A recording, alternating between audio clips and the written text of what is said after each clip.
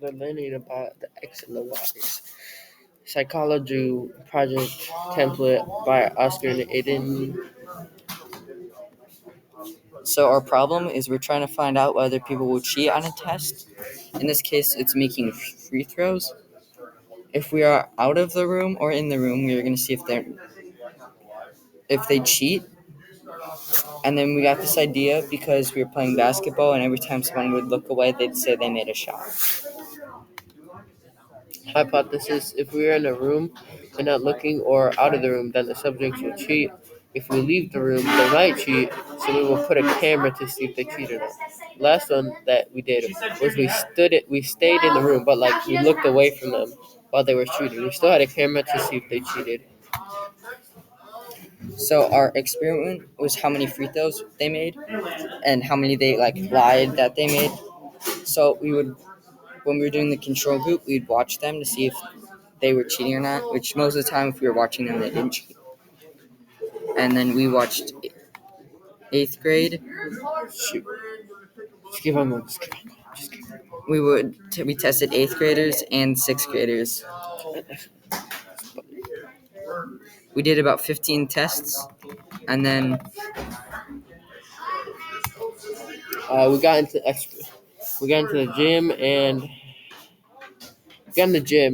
and hand the subjects basketball. We tell them that this is a competition between the 6th graders, 7th graders, and 8th graders. The first experiment is we stay in the room to check about how many they make. The second experiment is we stay in the room but we don't watch them. We point out to the camera at them so we can see if they cheated.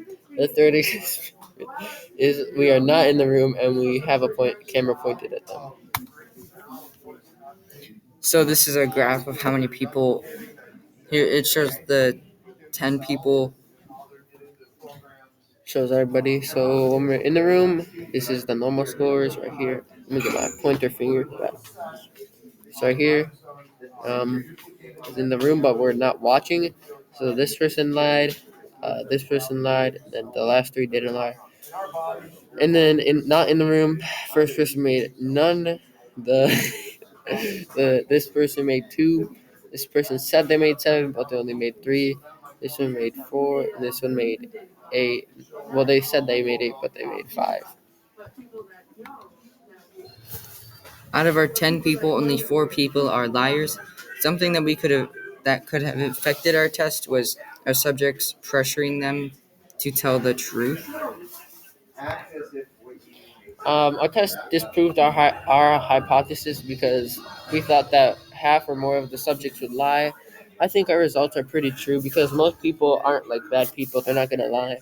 But the biggest thing that we did wrong that we would redo next time was having subjects do it one at a time so they wouldn't get pressured to tell the truth. Other research, there's a study done in 2015 about the adults lying and only 5% of the adults lied. The study that they did is similar because they found people that lied when they needed to, but some people just lied to lie. And reward applications, so to see if students are cheating on tests and to stop them. And our conclusion shows that not everybody is a bad person.